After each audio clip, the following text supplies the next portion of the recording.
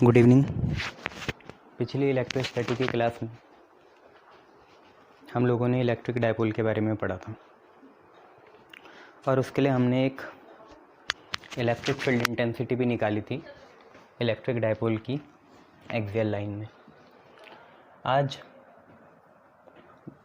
हम इक्वाटोरियल या broad side position में जितनी इलेक्ट्रिक फील्ड इंटेंसिटी होगी वो निकालना चाहेंगे। और उसके लिए हम क्या करेंगे, उसके लिए हम डायग्राम बनाएंगे। ये वाली डेरिवेशन के 70% चांसेस हैं एज़ कंपैरिजन टू जो पुरानी वाली थी आने के। तो देखिए इसमें बनता कैसे है। हमने क्या करना है, सबसे पहले यहाँ पे डायपोल बनाना है, ठीक है। यहाँ पे हम डायपोल बनाएंगे। देखिए यहाँ पे -q चार्ज और यहाँ पे +q चार्ज और इनको ज्वाइन करने वाली लाइन ये रही। इसको मानते हैं सेंटर O।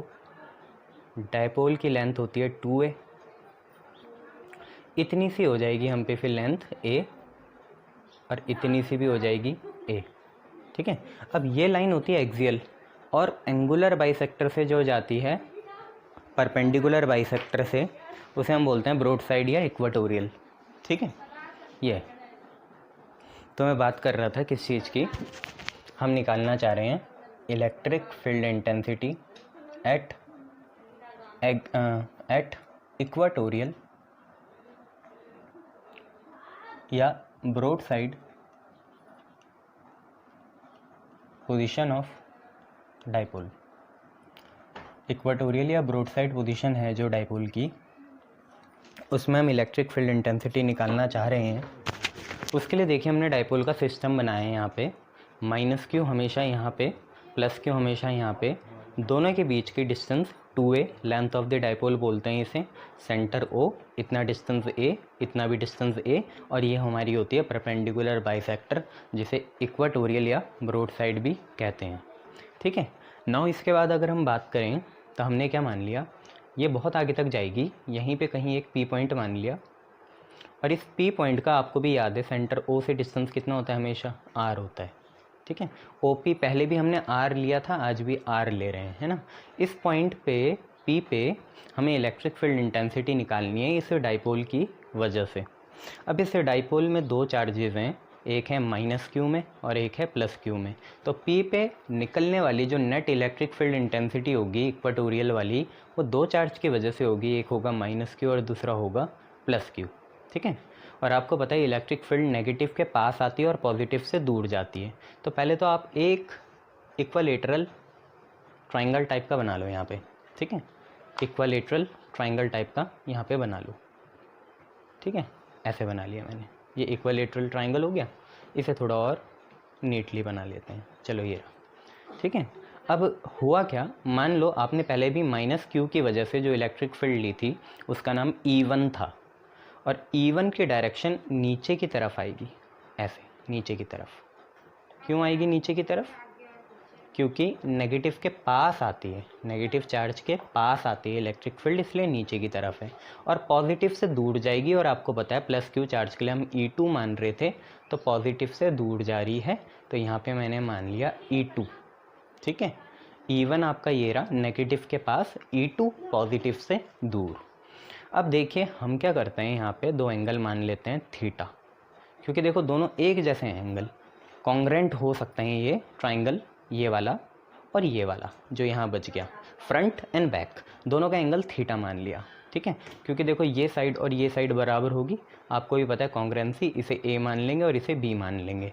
तो हमारा -q चार्ज पहले भी A पे था, आज भी A पे है, और +q पहले भी B पे था, आज भी B पे है। एक मैंने लाइन सीधी ऐसे बना ली, ठीक है। ये लाइन जो सीधी बना ली, अब इसके लिए देखिए मैं एक काम करता हूँ, ऑल्टरनेट एंगल्स होते हैं मेरे पास। एक चीज़, अगर ये चीज़ थीटा है तो ये चीज़ भी कितनी होगी, थीटा, याद आया। ये ऑल्टरनेट एंगल्स होते हैं, ये भी थीटा तो ये भी कितना, थीटा। तो ऐसी अगर ये थीटा तो ये भी कितना, थीटा। और ये साइड ना सीधी थी, पूरी सीधी थी यहाँ से ना, तो एक ट्रांसवर्सल एंगल भी होता है। अगर ये एंगल थीटा हुआ तो ये एंगल भी कितना होगा, थीटा होगा। क्लियर है इतनी बातें। क्या बात करी मैंने, डायपोल है माइनस क्यू चार्ज है ए पे, प्लस क्यू चार्ज है बी पे, लेंथ कितनी है 2a, सेंटर कितना है ओ, डिस्टेंस ये वाला कितना a, ये वाला भी कितना a, ओ सेंटर से एक इक्वाटोरियल लाइन में पी पॉइंट मान लेंगे और उसके ओ से दूरी हो जाएगी r, that means O P हो गया r। अब हमें पी पे इलेक्ट्रिक फील्ड इंटेंसिटी निकालनी है, वो दो चार्जेस की वजह से होगी, एक है minus q at A and plus q at B. आपने माइनस क्यू वाली इलेक्ट्रिक फील्ड को पहले भी इवन लिया था, आज भी इवन ही लेंगे, और माइनस के पास आएगी, नेगेटिव के पास, पॉजिटिव के दूर, तो नीचे को दिखा दी, और पॉजिटिव मतलब प्लस क्यू चार्ज जो बी पे है उससे इलेक्ट्रिक फील्ड बाहर को निकलेगी जो कि E2 है। अब ये एंगल थीटा माना तो ऑल्टरनेट से ये भी थीटा, और ट्रांसवर्सल से अगर ये थीटा तो ये भी थीटा, ये सीधी लाइन है ना। चलिए अब देखिए हम क्या करते हैं, वही राम कहानी आपने पहले भी लिखी थी, इस बार खुद लिख लेना कि consider an electric dipole A B having minus q charge at A and plus q charge at B, O is the centre, and consider a point P on the equatorial line of electric dipole. ये सारा लिखना है आपको, consider a point P, जितना भी मैं बोल रहा हूँ है ना, कि डाइपोल की लेंथ ए बी है, माइनस क्यू चार्ज ए पे है, प्लस क्यू चार्ज बी पे है, सेंटर ओ पे है, लेंथ 2a है, ये ए है, ये ए है, ओ से इक्वाटोरियल लाइन बना के एक पी पॉइंट माना जहाँ पे आपको नेट इलेक्ट्रिक फील्ड इंटेंसिटी निकालनी है। अब जैसे अगर आपने ये बना लिया तो हम क्या करेंगे, दो इलेक्ट्रिक फील्ड दिखाएंगे, माइनस क्यू की वजह से E1 माइनस क्यू की तरफ क्योंकि नेगेटिव के पास और पॉजिटिव से दूर, तो प्लस की वजह से जो इलेक्ट्रिक फील्ड है E2 वो इससे दूर जाएगी। अब दो एंगल बनाए मैंने यहाँ पे, थीटा और थीटा, दोनों सेम ही होंगे, कॉन्ग्रुएंसी लगाना। ऑल्टरनेट की वजह से अगर ये थीटा है तो ये भी थीटा होगा, और ट्रांसवर्सल की वजह से अगर ये थीटा है तो ये भी कितना होगा, थीटा होगा। इतनी सारी राम कहानी थी, तो आपको ये लिखना है, क्या क्या चीज़ें लिखनी है ऑफिशियली बता देता हूँ। Consider a dipole AB having charge minus q at A plus q at B having center O having length 2a, consider a point P on the equatorial line such that OP is equal to R। इतना आपको लिखना है ना। उसके बाद हम क्या लिखेंगे, हम ये लिखेंगे ऑफिशियली Q इंटू 2a हमारा डायपोल मोमेंट होता है, Q इंटू 2a हमारा कितना होता है, डायपोल मोमेंट होता है। अब जल्दी से आप मुझे एक चीज़ बताइए, ये एंगल कितना होगा 90 और ये भी कितना होगा 90, तो आप मुझे एक बात बताइए AP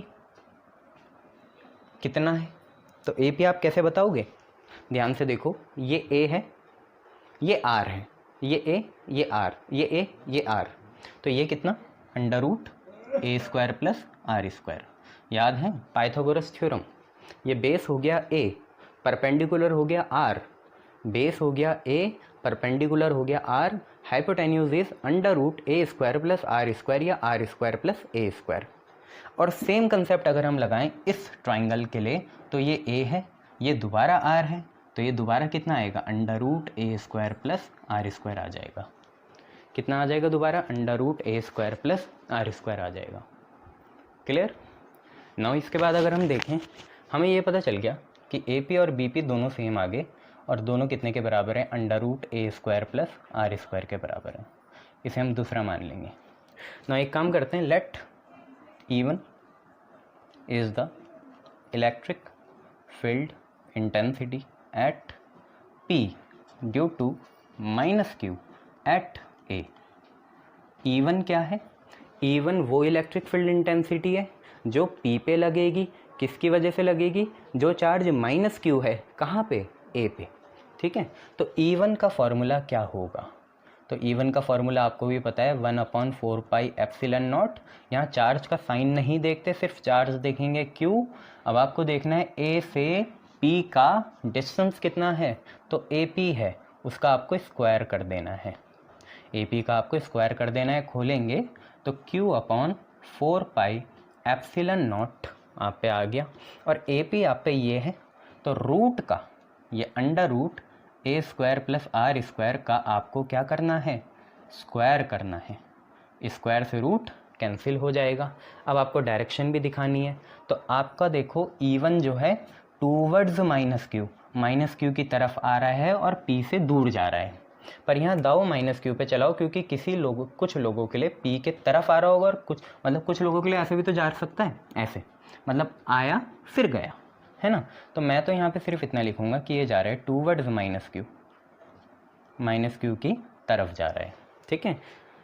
ऐसे ही हम E2 मान लेते हैं। E2 क्या होगा, E2 भी भाई इलेक्ट्रिक फील्ड इंटेंसिटी होगी, कहाँ की, P की, किस वजह से या किसकी वजह से, प्लस Q की वजह से, जो कि कहाँ है, B पे है।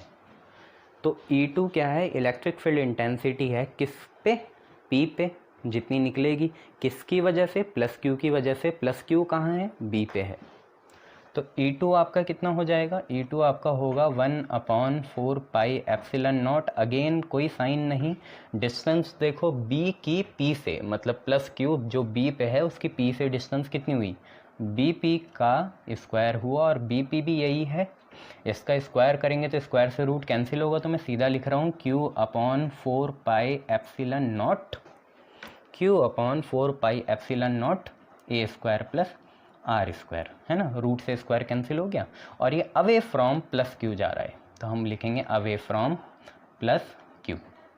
तो हमें दोनों बात समझ में आ गई। देखो अगर आप ध्यान से देखो, यहाँ E1 है, चलो यहाँ E2 है, यहाँ पे Q/4 पाई एप्सिलॉन नॉट है, और यहाँ पे भी Q/4 पाई एप्सिलॉन नॉट है, यहाँ पे भी A square plus R square है, और यहाँ पे भी कितना है, A square plus R square है। इसका मतलब इन दोनों के मैग्नीट्यूड सेम है, वेक्टर क्वांटिटी है, मैग्नीट्यूड सेम है, डायरेक्शन सेम नहीं है, एक ऊपर जा रहा है एक नीचे आ रहा, मैग्नीट्यूड सेम है बस, ठीक है। तो यहाँ से हमें ये पता चला देयरफॉर मैग्नीट्यूड ऑफ E1 और मैग्नीट्यूड ऑफ E2 क्या होगा, सेम होगा। मैंने मैग्नीट्यूड की बात करी, ये मॉड जब लग जाता है तो मतलब क्या होता है, मैग्नीट्यूड होता है, मैग्नीट्यूड सेम होंगे इनके, ठीक है। चलिए आगे बढ़ते हैं।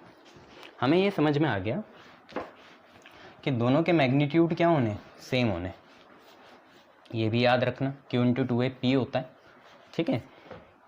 चलिए हमें ये पता चल गया कि E1 और E2 के मैग्नीट्यूड क्या हैं, सेम है, और अगर मैग्नीट्यूड सेम है तो इनको E ही मान लो, है ना, E ही मान लो, E दोनों के सेम है, और दोनों की वैल्यू कितनी है, Q/4 पाई एप्सिलॉन नॉट, इस चीज़ का रूट का स्क्वायर, तो A square plus R square, ये समझ में आ गया। अब फिज़िक्स में एक कंसेप्ट होता है वेक्टर में कि जब दो वेक्टर क्वांटिटी सेम हो जाती है तो इन्हें रिजॉल्व करते हैं, क्या करते हैं, रिजॉल्व करते हैं।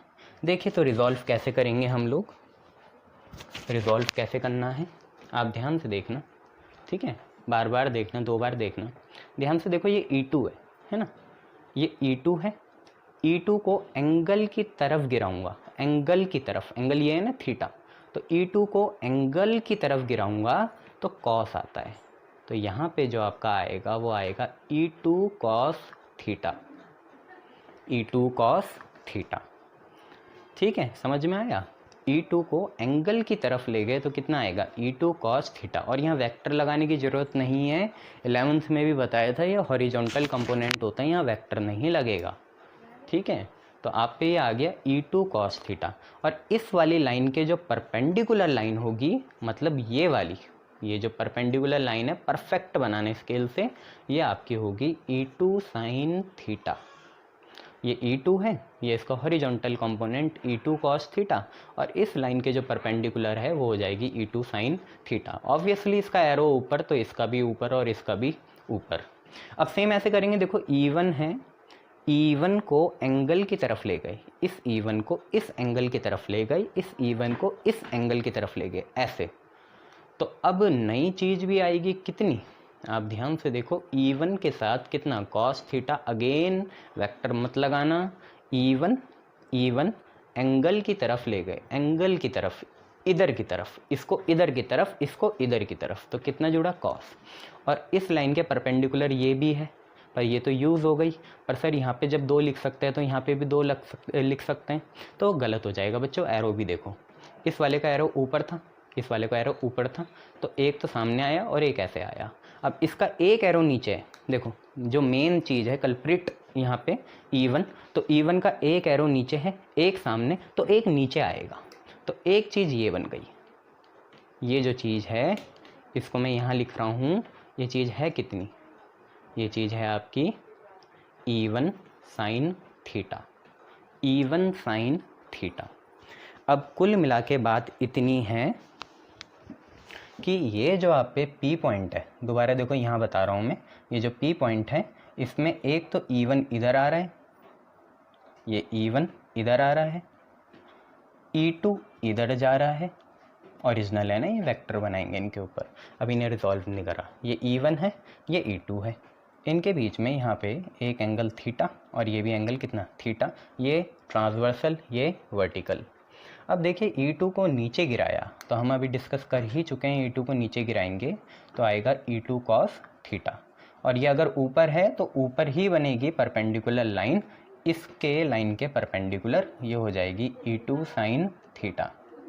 सेम ऐसे ही जैसे ये E1 है तो इसको इधर घुमाएंगे एंगल की तरफ, हमेशा एंगल की तरफ घुमाना, छोटे एंगल की तरफ, बड़ा मत लेके जाना, छोटे एंगल की तरफ E1 को इधर घुमाएंगे, एक एरो और लगाया तो यहाँ पे आया E1 कॉस थीटा, और क्योंकि ये नीचे जा रहा है तो इसका परपेंडिकुलर नीचे ही बनेगा, ये हो जाएगा आपका कितना E1 साइन थीटा। मैं ये कहना चाह रहा था आपको। अच्छा, अब दो तीन बातें क्या हैं कि देखिए E2 और E1 तो सेम है, ऊपर से देखो E1 और E2 के मैग्नीट्यूड क्या है, सेम है। इसका मतलब ये चीज़ जो है E2 कुछ और नहीं है, E साइन थीटा है ऊपर की तरफ, और ये जो चीज़ है ये है E साइन थीटा दोबारा, क्योंकि E1 E2 बराबर हैं, E के बराबर हैं, तो इसको भी E लिख दिया और इसको भी E लिख दिया, और ये आ रहा है नीचे। अब ध्यान से देखो इनके बीच में एंगल कितना है 180, कितना है 180, ठीक है। अब अगर इनके बीच में 180 है तो आपको भी पता है दोनों को माइनस करना पड़ेगा। पिछली क्लास में देखा था जब 180 होता है तो दोनों को कितना करना पड़ेगा, माइनस करेंगे तो इससे ये कैंसिल हो जाएंगे, ठीक है, इससे ये क्या हो जाएंगे, कैंसिल हो जाएंगे, ठीक है। और देखो ये दोनों आगे ही जा रहे हैं तो इनके बीच में कितना एंगल बना 0 डिग्री, इनके बीच में कितना है, एक ऊपर जा रहा है और एक नीचे आ रहा है ऐसे 180, और ये दोनों सामने ही जा रहे हैं, आगे को जा रहे हैं तो 0, ठीक है। इतनी बातें क्लियर। अब ये जो हमने चीज़ें लिखी हैं इन्हें ऑफिशियली लिख देंगे, इन्हें ऑफिशियली लिखा जाएगा। तो ऑफिशियली क्या लिखेंगे, अब आपको सारी चीज़ें माइंड में होनी चाहिए, आप साथ साथ नोट करते रहो। देखिए हमें ये पता चला कि रिजॉल्व करेंगे जब ये दोनों सेम हो जाएंगे, E1 E2 सेम है, तो रिजॉल्विंग सबसे पहले E1 को रिजॉल्व करेंगे तो हम पे दो चीज़ें आएंगी, एक आएगा E1 कॉस थीटा और एक आएगा E1 साइन थीटा। ऐसे अगर हम रिजॉल्व करें किसको, E2 को, तो दो चीज़ें आएंगी, एक आएगा E2 कॉस थीटा और एक आएगा E2 साइन थीटा। अब अगर हम डाइपोल को AB मान लें, कितना मान लें AB, तो अगर आप ध्यान से देखें कॉस वाले जो हैं इस डाइपोल के पैरेलल हैं। देखिए ये डाइपोल ये रही लाइन और इनकी भी ये रही, और जो साइन वाले हैं वो चाहे ऊपर हो नीचे हों इस AB के क्या हैं, परपेंडिकुलर हैं। तो जो कॉस वाले हैं उनमें आप लिखिए पैरेलल टू AB, ये भी क्या होगा कॉस वाला पैरेलल टू AB, और जो साइन वाले हैं वो परपेंडिकुलर होंगे किसके, AB के, ये भी परपेंडिकुलर होगा किसके, AB के। और अभी जब मिटाने से पहले मैंने आपको बताया कि E2 साइन थीटा तो ऊपर है और E1 साइन थीटा नीचे है, इनके बीच में एंगल बन रहा 180, तो ये कैंसिल कर देंगे। तो since E1 sine theta and E2 sine theta are, पहली बात देखो इक्वल है मैग्नीट्यूड में, क्योंकि E1 E2 सेम है तो साइन भी सेम होगा, equal in magnitude but opposite in direction. Opposite क्यों है, क्योंकि इनके बीच में कितना बन रहा है 180, अपोजिट इन डायरेक्शन, सो ये एक दूसरे को कैंसिल कर देंगे, सो दे कैंसिल आउट ईच अदर, एक दूसरे को ये कैंसिल आउट कर देंगे, ठीक है, एक दूसरे को ये कैंसिल कर देंगे, ये सॉरी पैरेलल AB, ये दोनों एक दूसरे को क्या कर देंगे, कैंसिल कर देंगे, ठीक है। कैंसिल हो गए तो अब बात ही नहीं करनी इनकी, है ना, वेरी गुड। अब इनकी बात नहीं करनी, मतलब इलेक्ट्रिक फील्ड दिख तो रही थी काम की दोनों, पर इलेक्ट्रिक फील्ड का सही में कौन से काम का आया कंपोनेंट, तो कॉस वाले आए, क्योंकि साइन वाले तो एक दूसरे से लड़के क्या हो गए, ख़त्म हो गए। तो काम के कौन हैं, कॉस वाले हैं। और दोनों की डायरेक्शन क्या है, सेम है। दोनों के बीच में एंगल कितना है, 0 है। जब 180 होता है तो दोनों को क्या करते हैं, माइनस करते हैं। आज 0 है तो दोनों को क्या करेंगे, ऐड करेंगे। जब 180 होता है तो क्या करा, कैंसिल कर दिया, माइनस कर दिया। माइनस क्यों है, 0 क्यों आया, क्योंकि E1 E2 सेम थे तो साइन थीटा तो आना ही सेम था। ठीक है, अब क्या हुआ, E1 cos थीटा और E2 cos थीटा के बीच में 0 डिग्री है। 180 में माइनस करते हैं, 0 में क्या करेंगे, ऐड करेंगे। ठीक है, तो ये हटाया और अब हमने लिखा मेन चीज़ जो हमारी, क्योंकि ये दोनों तो काम के नहीं रहे, यही है काम का, और ये दोनों मिलके क्या बनाएंगे, इक्वाटोरियल बनाएंगे। ई इक्वाटोरियल आपको भी पता था, कल ही पढ़ा था हमने पिछली क्लास में फिजिक्स की, कि जो नेट इलेक्ट्रिक फील्ड होगी वो उसी डायरेक्शन में जाएगा जहाँ बड़ा होगा। तो बड़े तो ये दोनों ही है, बड़े क्या ये बचे हैं, बचे ये दोनों ही हैं, तो इसी डायरेक्शन में घूमेगा, जबकि साइन वाले कट गए। जैसे वहाँ पे E2 की डायरेक्शन में गया था क्योंकि E2 बड़ा था, यहाँ पे यही बचे हैं। तो इक्वाटोरियल जो हमारी नेट इलेक्ट्रिक फील्ड इंटेंसिटी है वो भी कॉस वाले की ही डायरेक्शन में जाएगी, साइन वाले की नहीं जाएगी। तो अगर हम लिखें ई इक्वाटोरियल, तो ई इक्वाटोरियल का मॉड क्या आया भाई, देखो E1 का कौन सा काम का है, E1 cos थीटा। देखो वेक्टर दोबारा नहीं लगाना, और यहाँ पे मॉड लगाने की भी ज़रूरत नहीं है, वो खुद ही कंपोनेंट है। तो E1 cos थीटा और E2 cos थीटा, ये दोनों हैं। और आपको ये भी पता है कि E1 E2 सेम है। तो E1 भी आपने देखा था E cos थीटा है, और E2 भी आपने देखा था कितना है, E cos थीटा है। अभी प्रूफ करा था ना 2 बार, E1 E2 सेम है। तो ये आप पे आ गया 2E cos थीटा। अब एक काम करते हैं, यहाँ से अकेले में cos थीटा की वैल्यू निकाल लेते हैं। तो cos थीटा होता है बेस बाय हाइपोटेन्यूज। ये थीटा है, थीटा के सामने वाला ये चीज़ परपेंडिकुलर, ये चीज़ बेस, ये चीज़ हाइपोटेन्यूज। थीटा के सामने वाला, ये थीटा के सामने वाला परपेंडिकुलर, ये बेस और ये हाइपोटेन्यूज। तो कॉस होता है बेस बाई हाइपोटेन्यूज। बेस आपका कितना है, ए, हाइपोटेन्यूज √a² प्लस r²। तो बेस है a, hypotenuse is √a² plus r²। ये आप पे कॉस थीटा है। तो सारी वैल्यू अब डाल के देखते हैं। तो 2 ऐसे ही रहा। E की जगह हमने अभी देखा था, क्या लिखा था, Q अपॉन कितना, 4 पाई एप्सिलॉन नॉट और a² प्लस r²। और कॉस थीटा की वैल्यू कितनी है, ये रही, a upon √a² plus r²। बच्चों मैं चाहूँगा आप इस रूट को हाफ पावर लिख लो। हाफ पावर लिख ली। अब हुआ क्या, देखिए ऊपर बना Q2 है, देखिए Q2 है 4 पाई एप्सिलॉन नॉट, और देखिए ये पावर 1 है और ये पावर 1/2 है। दोनों के बेस सेम है, बेस सेम तो पावर ऐड हो जाएंगी। तो a² प्लस r² की वैल्यू कितनी आएगी, 1 + 1/2 इज़ 3/2। 1 + 1/2 इज़ 3/2। Q × 2 है, हमने फर्स्ट इक्वेशन से लिखा था, P वेक्टर लगाया, 4 pi epsilon nought then a² plus r² raise to the power 3/2। अब मेन बात यहाँ पे है कि आपका डाइपोल क्या है, शॉर्ट है। डाइपोल शॉर्ट है, इसका मतलब क्या है भाई, इसकी जो लेंथ होगी वो नैनोमीटर में होगी, और ये P किलोमीटर में भी हो सकता है। मतलब R जो है A से बहुत बड़ा है ना, A आपका नैनोमीटर में, R आपका किलोमीटर में। तो अगर हम A हटा भी दें तो क्या फ़र्क पड़ेगा, डाइपोल शॉर्ट है, इसका मतलब r² प्लस a² जो है, r² प्लस a² जो है वो नियरली इक्वल टू आपका r² हो जाएगा। मतलब हम a² को क्या कर रहे हैं, नेगलेक्ट कर रहे हैं। और अगर ऐसा होता है तो P लिखा, 4 पाई एप्सिलॉन नॉट लिखा, a² प्लस r² आपका r² बन गया। तो r² लिखा, अंदर वाली चीज़ r² बनी, और बाहर क्या चल रही है, पावर 3/2 चल रही है। ए स्क्वायर प्लस आर स्क्वायर को आर स्क्वायर लिखा अंदर ही अंदर, और बाहर पावर 3/2 चल रही है, 2 से अपॉन का 2 कैंसिल, तो आपका ई इक्वाटोरियल आ गया P/4πε0 r³। अब आपको डायरेक्शन देनी पड़ेगी। देखो ई इक्वाटोरियल की डायरेक्शन क्या है, वही है जो कॉस वालों की है। देखिए कॉस ये रहा, ठीक है।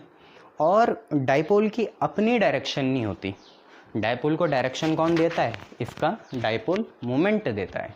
और डाइपोल मोमेंट की हमने पिछली क्लास में डायरेक्शन देखी थी। डाइपोल मोमेंट हमेशा नेगेटिव से किधर को जाता है, पॉजिटिव को जाता है। तो डाइपोल मोमेंट ए से बी जाएगा।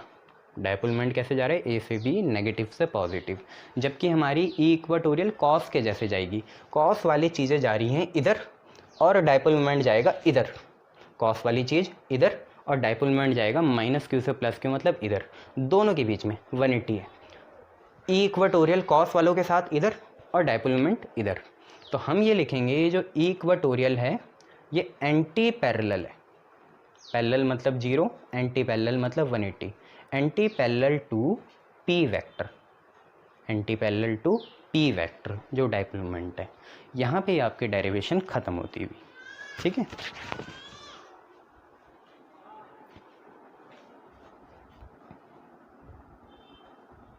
चलिए अब 2-3 नोट बताता हूँ मैं आपको, फिर आगे बढ़ते हैं। अच्छी डेरिवेशन थी ये, 1-2 बार प्रैक्टिस करो इसे, अभी भूलोगे नहीं। एक आज कर लो, 1-2 दिन बाद, 1 हफ्ते बाद, 1 महीने बाद, कभी नहीं भूलोगे। चलिए, तो हमें ये पता चला नोट कि जो हमारा ई एक्सियल आया था, ई एक्सियल, वो आपका कितना आया था, आपका आया था P/4πε0 r³। और ई इक्वाटोरियल 2p, और ई इक्वाटोरियल कितना आया, P/4πε0 r³। तो अगर हम दोनों को डिवाइड करें, दोनों को क्या करें, डिवाइड करें, ई एक्सियल से ई इक्वाटोरियल अगर हम डिवाइड करें तो बच्चों होगा क्या, P से P कैंसिल होगा, r³ से r³ होगा, 4πε0 से 4πε0 होगा। देखिए ई एक्सियल के ऊपर बचा 2 और इसके नीचे बचा 1। तो ई एक्सियल बाई ई इक्वाटोरियल 2:1 आएगा। 1 मार्क्स में आ सकता है, ये डायरेक्टली आप लोग लिख देंगे, ठीक है। चलिए कितना आ गया। इसके बाद आपका टॉपिक वही आएगा, टॉर्क। तो उससे पहले एक और नोट बता देता हूँ मैं। देखिए मैं आपको एक चीज़ बताता हूँ, एक master formula, E = P√3 cos² θ+1 upon 4πε0 r³, यहाँ पे वेक्टर। दिस इज, ये किसका एक्सप्रेशन है, तो ये एक्सप्रेशन है electric field intensity at any point for an electric dipole. मान लो आपको 1 मार्क्स में आ गया कि भाई आप क्या करो, एक्सियल के लिए कितनी इलेक्ट्रिक फील्ड होती है डाइपोल की, वो बताओ हमें। तो आप सीधा लिखोगे नहीं, कुछ एक्सप्लेन करोगे। कैसे करोगे, देखिए किसी भी पॉइंट में इलेक्ट्रिक डाइपोल के इलेक्ट्रिक फील्ड इंटेंसिटी का फॉर्मूला ये है, ठीक है। अब इसके बाद क्या है, हम क्या करेंगे, इसकी पहले डेरिवेशन नॉट रिक्वायर्ड। अगर कोई बोल भी रहा है तो बेवकूफ़ है, नॉट रिक्वायर्ड। हम यहाँ से 2 चीज़ निकालेंगे, ई एक्सियल और दूसरा ई इक्वाटोरियल। देखिए कैसे निकालेंगे, आपको पता है एक्सियल में एंगल कितना होता है, 0 डिग्री होता है, एक्सिस में ही है ना, तो 0 डिग्री। और इक्वाटोरियल में कितना बना, डाइपोल, ये डाइपोल है। डाइपोल से एक्सियल जो लाइन है 0 डिग्री में है, और इक्वाटोरियल कितने में है, 90 में है। तो इक्वाटोरियल में थीटा की वैल्यू कितनी आएगी, 90 आएगी। इस फॉर्मूले में डाल के देखते हैं। तो देखिए ए लिखा, AXIAL एक्सियल, P लिखा, √ लिखा, 3 लिखा, cos² लिखा, 0 डिग्री लिखा, 1 लिखा, और 4πε0 r³ लिखा, ठीक है। ये चीज़ लिखी। ओके, नाउ देखिए 3 cos थीटा की जगह cos 0 लिख दिया। अब देखिए P आया, cos 0 आपका होता है 1, cos 0 आपका 1 हुआ, तो आप पे बचा 3 + 1 upon 4 pi epsilon not R cube. 4 का रूट 2 होगा तो आप पे आ जाएगा 2p/4 pi epsilon not R cube, और यही चीज़ हमने निकाली थी। ठीक है, इसके अलावा अगर हम यहाँ पे 90 पुट करें तो ई इक्वाटोरियल देखिए कितना आएगा, p लिखा, रूट लिखा, 3 लिखा, cos square 90 degree + 1 upon 4 pi epsilon not R cube. अब आप देखिए cos 90 होता है 0, 3 × 0 हुआ 0, 1 + 0 हुआ 1, 1 का रूट इज़ 1, तो अंदर से कुछ आया ही नहीं, सीधा आया p/4 pi epsilon not R cube, ये आया। ठीक है, p/4 pi epsilon not R cube आ गया आपका। ठीक है, ये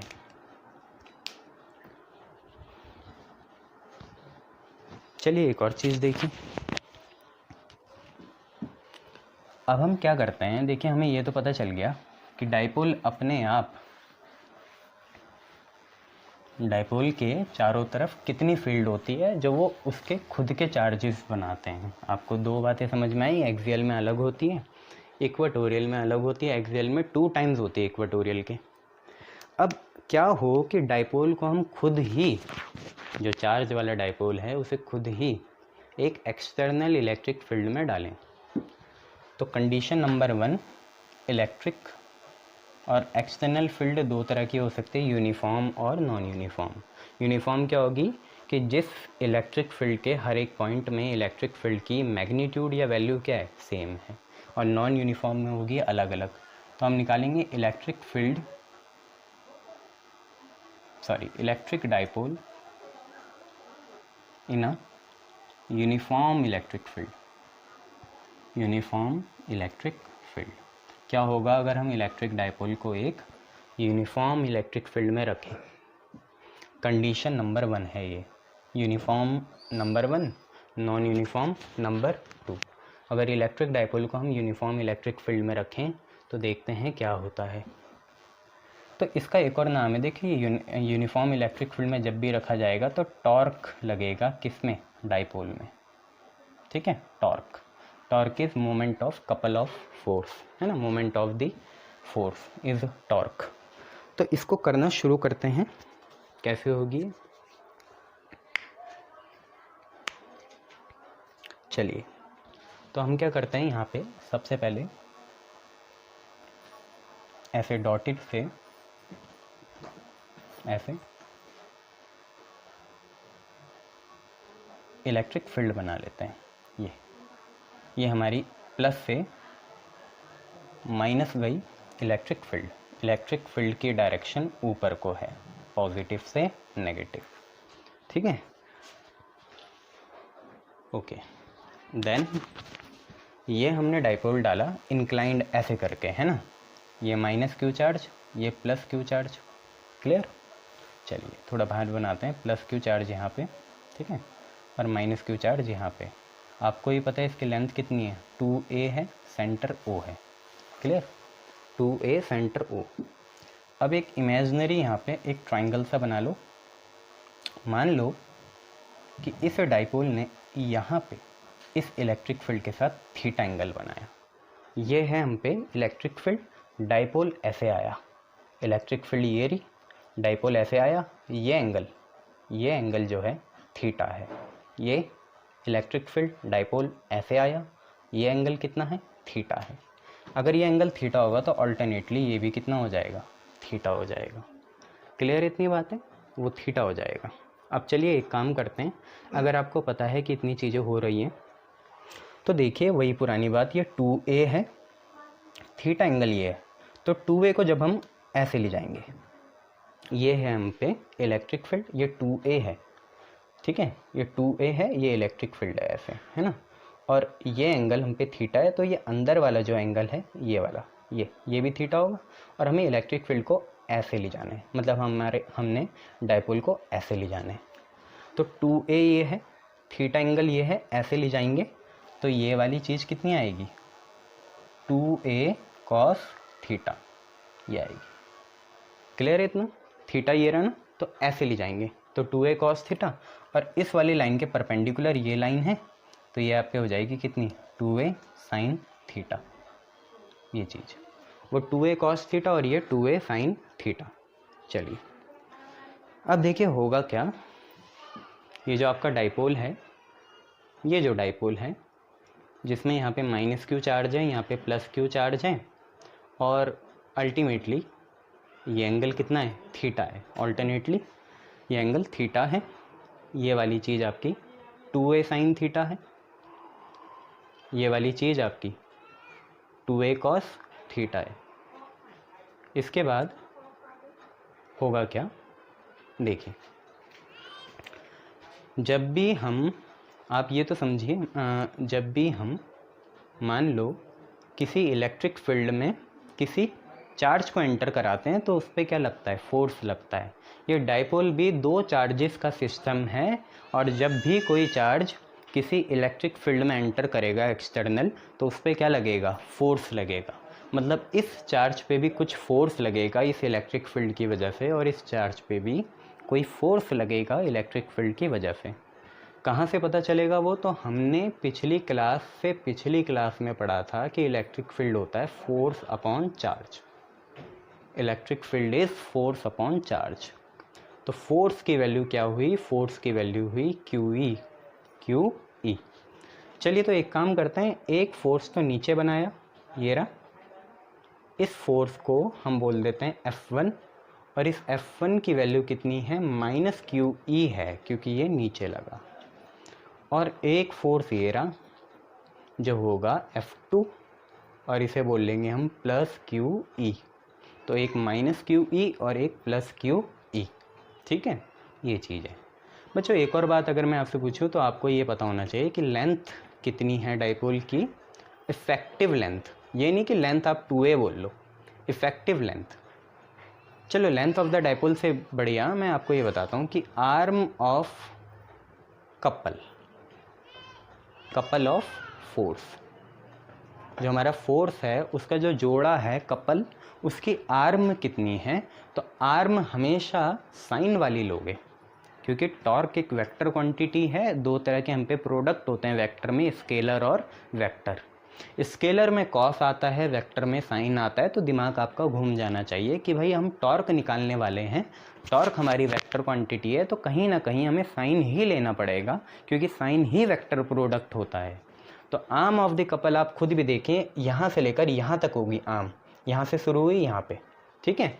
तो आर्म ऑफ द कपल आप लोगे 2a sin थीटा।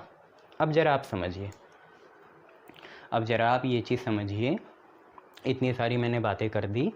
होगा क्या कि ये जो F1 फोर्स है ये इसे नीचे ले जाना चाहेगा, किसको, डाइपोल को, कि तो भाई नीचे चल।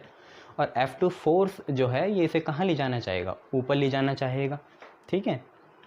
क्या ये दोनों एक दूसरे को कैंसिल करेंगे, फोर्स, क्या ये दोनों एक दूसरे को फोर्स कैंसिल करने चाहिए या नहीं करने चाहिए। तो पहले तो मन में ये आएगा, हाँ जी, अगर हम यहाँ पे नेट फोर्स निकालना चाहें तो वो होगा आपका F1 + F2, F2 आपका -F1 आपका -QE और F2 आपका +QE, तो आंसर आपका 0। तो net force in a electric dipole in a uniform electric field आपका 0 होता है, नेट फोर्स आपका 0 आ जाता है। पर ऐसा होगा नहीं बच्चों। पुराने केस में क्यों हुआ था, जो हमने इक्वाटोरियल करा था, क्योंकि उसमें एक तो देखो जो E1 का साइन वाला था वो ऊपर था, और उसी लाइन के नीचे E2 साइन था, इसलिए कैंसिल हो गए थे। इनकी लाइन ऑफ एक्शन सेम थी। ये होता है ना जो line of action, axis of rotation type की लाइन ऑफ एक्शन सेम थी, इसलिए ये कैंसिल हो गए थे। आज लाइन ऑफ एक्शन सेम नहीं है। देखिए एक तो इधर है, इधर, और दूसरे की लाइन इधर इधर है। तो देखिए दोनों का लाइन ऑफ एक्शन अलग है। अगर ये ऐसे हो जाए, मतलब F2 यहीं रहे और F1 भी इधर आ जाए तो 0 होगा, और F1 यहीं रहे और F2 इधर आ जाए तब भी 0 हो सकता है, पर अभी नहीं है, ठीक है। तो हम केस 2 में क्या लिखेंगे, केस 2 में हम लोग ये लिखेंगे कि since their line of action, their कौन है यहाँ, फोर्सेस की बात कर रहा हूँ बच्चों, since their line of action is different, इनके लाइन ऑफ एक्शन डिफरेंट हैं, so they do not cancel, ये कैंसिल नहीं होंगे, इंस्टेड ये करेंगे क्या, देखिए कैंसिल नहीं हुए, दोनों का लाइन ऑफ एक्शन अलग है, जैसे ये है, ये हमारा टॉर्क हो गया, एक ये है और एक ये है, तो ये दोनों इसे ना इधर ले जा पाएंगे, ना ऊपर ले जा पाएगा, ना ऊपर ना नीचे, तो ये अपने ही यहाँ पे पाइवेट होके रोटेट करने लग जाएगा कुछ एंगल में, ऐसे ऐसे ऐसे, और ये एक तरह का टर्निंग इफेक्ट हो गया, और इस ही टर्निंग इफेक्ट को हम टॉर्क कहते हैं। ना ऊपर जा पाएगा F1 की वजह से, ना नीचे आ पाएगा F2 की वजह से, दोनों इसे टर्न करा देंगे, और इस ही टर्निंग इफेक्ट को हम क्या बोलते हैं, टॉर्क बोलते हैं। Instead they tries to rotate या टर्न द डाइपोल, तो ये या तो रोटेट करना चाहेंगे या टर्न करना चाहेंगे डाइपोल को, ठीक है, ये चीज़ है। फॉर्मिंग टॉर्क, इसकी वजह से क्या बनेगा, टॉर्क बनेगा, जिसको हम टाउ से डिनोट करेंगे, टाउ, ठीक है। तो आपको पता चला इनके लाइन ऑफ एक्शन अलग थे, इसलिए ये कैंसिल नहीं हुए, नेट फोर्स तो जीरो है पर टॉर्क जीरो नहीं है, टॉर्क तो एग्जिस्ट करेगा, टर्निंग इफेक्ट पैदा होगा, ये इसे घुमा देंगे।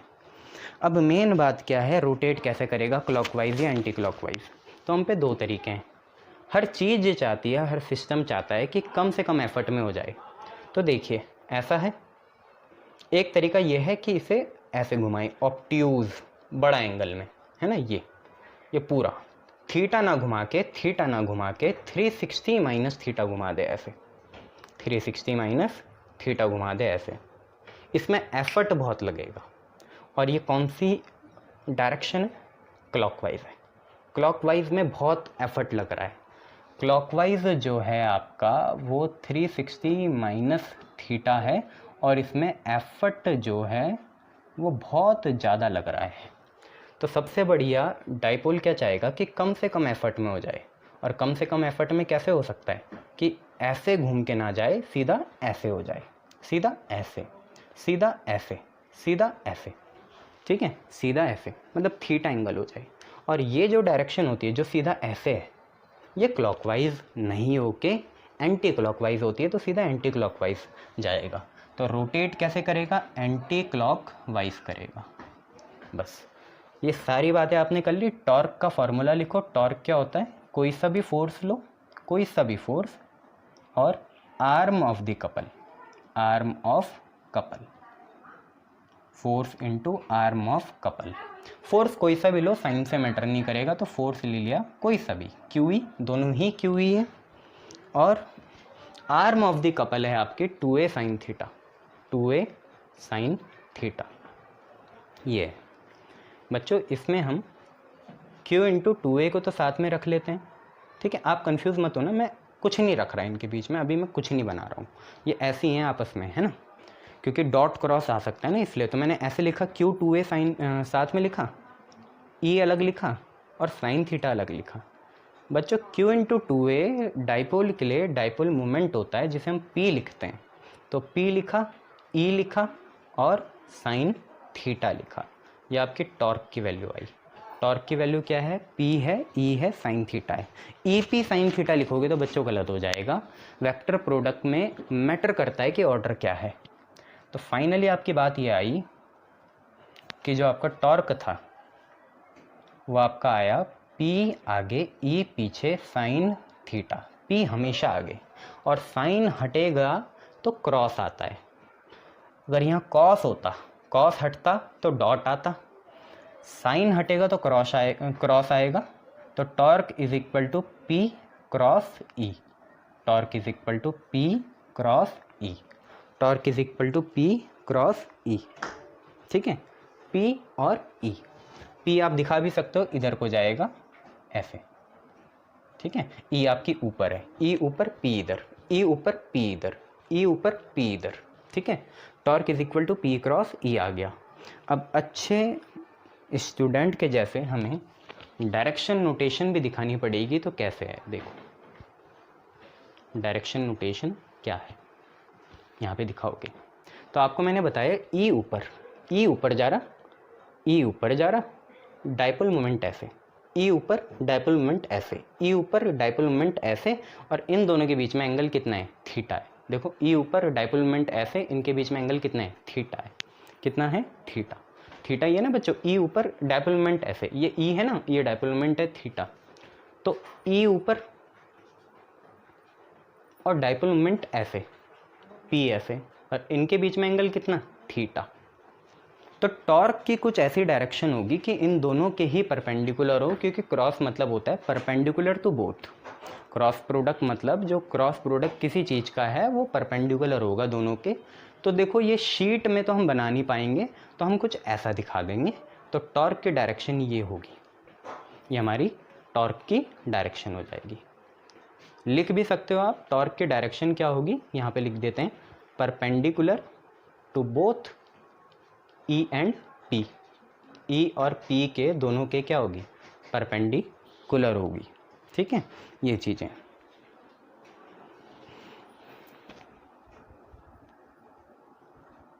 चलिए, ये आपने देखा।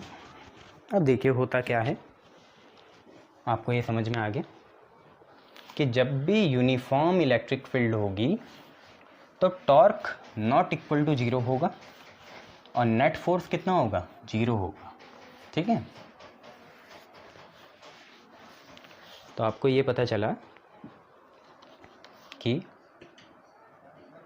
इन यूनिफॉर्म इलेक्ट्रिक फील्ड, जब भी कैसी फील्ड हो, यूनिफॉर्म इलेक्ट्रिक फील्ड हो, तो फॉर डाइपोल, किसी डाइपोल के लिए नेट फोर्स तो कितना होगा, 0 होगा, और टॉर्क कितना होगा, नॉट इक्वल टू 0 होगा, ठीक है। चलिए अब हम बात करते हैं दूसरी कंडीशन की। उसके डेरिवेशन नहीं है, नॉन यूनिफॉर्म इलेक्ट्रिक फील्ड हुई। नॉन यूनिफॉर्म इलेक्ट्रिक फील्ड मतलब हर पॉइंट में अलग है।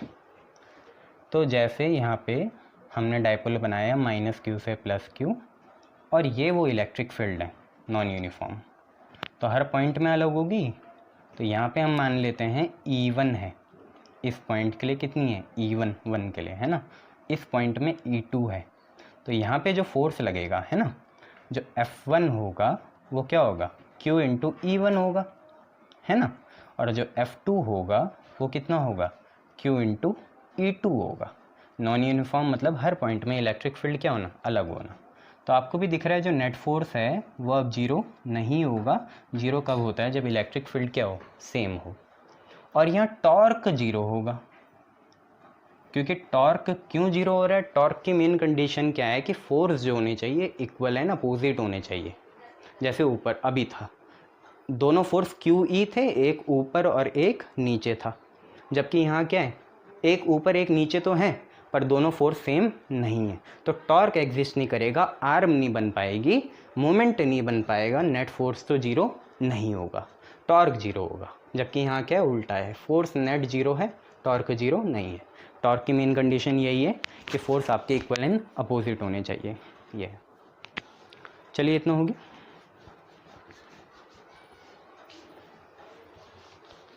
ओके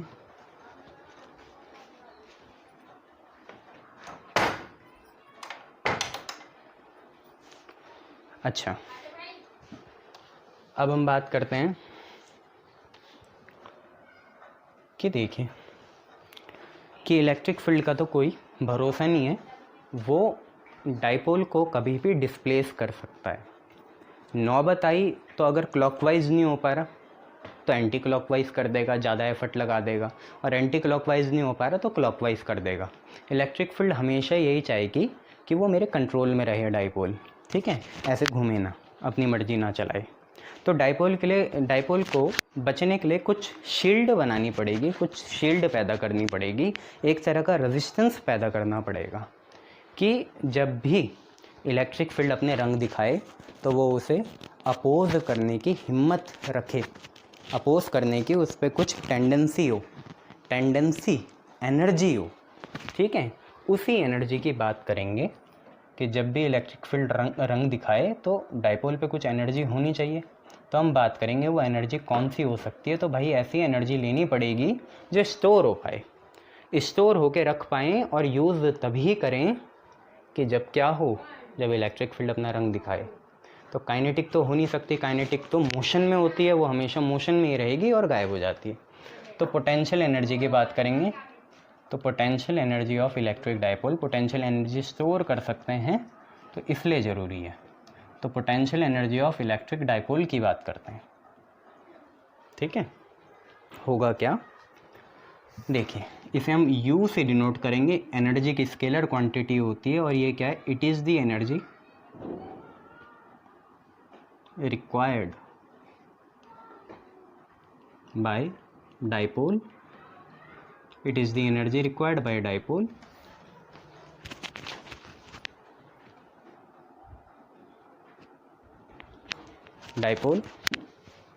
in times when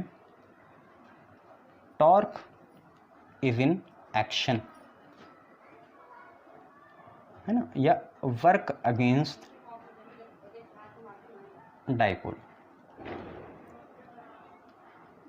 तो क्या है, तो ये एक ऐसी एनर्जी है जो किसी डाइपोल को कब लगेगी, जब टॉर्क अपना रंग दिखाए, अपना एक्शन करे और हमें इस एक्शन के अगेंस्ट कुछ काम करना हो तो वो हमारी पोटेंशियल एनर्जी हो जाती है। देखिए आएगी कैसे, हम सब ने ये पढ़ा है कि वर्क होता है integration of F into D F, work force distance, work is integration of F D F, छोटा सा काम is integration of F D F. तो ऐसे लिख लेते हैं अभी। अब देखो DW लगाया, F डी एफ करा, है ना। चलिए एक काम करते हैं, क्योंकि टॉर्क जो है रोटेशनल फिनोमिना है, रोटेशनल मैकेनिक्स है, लीनियर मैकेनिक्स नहीं है, रोटेशनल है। तो लीनियर रोटेशनल में एनालॉगी बनानी पड़ेगी। तो लीनियर में भी वर्क होता है, रोटेशनल में भी वर्क होता है। लीनियर में फोर्स जो काम करता है वही काम रोटेशनल में टॉर्क करता है। लीनियर में जो लीनियर डिस्प्लेसमेंट होती है, एंगुलर में उसका भाई एंगुलर डिस्प्लेसमेंट होता है। ठीक है, तो DW is torque D theta. हमें ये वर्क निकालना है, ये वर्क ही हमारे काम आएगा जब हमें टॉर्क से लड़ना पड़ेगा, हमें मीन्स डाइपोल को, और यही वर्क पोटेंशियल एनर्जी की फॉर्म में स्टोर हो जाएगा। तो हम एक काम करेंगे, हम यही लेके चलेंगे मान लो, और एकदम से हम भी जोर नहीं लगाएंगे, है ना। तो पहले हम छोटा काम करेंगे। तो small work done to oppose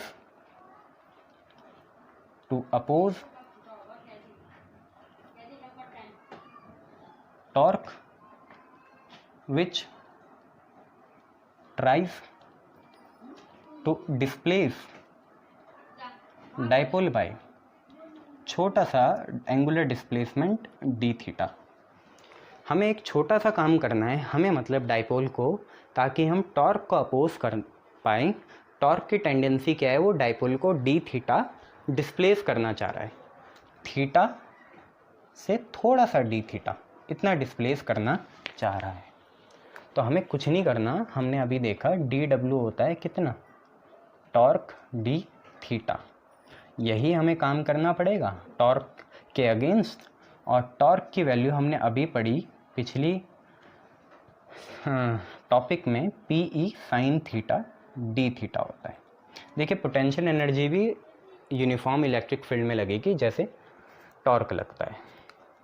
अब अगर हमें टोटल वर्क करना है, क्योंकि टॉर्क अब अपनी फुल फॉर्म में आ गया, वो पूरा डिस्प्लेस करना चाहता है, टोटल वर्क डन, है ना, टू वही oppose torque which tries to displace the dipole from, देखिए दो एंगल से डिस्प्लेस करना चाहता है। पहले हमारा एंगल θ1 था, हम खुश थे।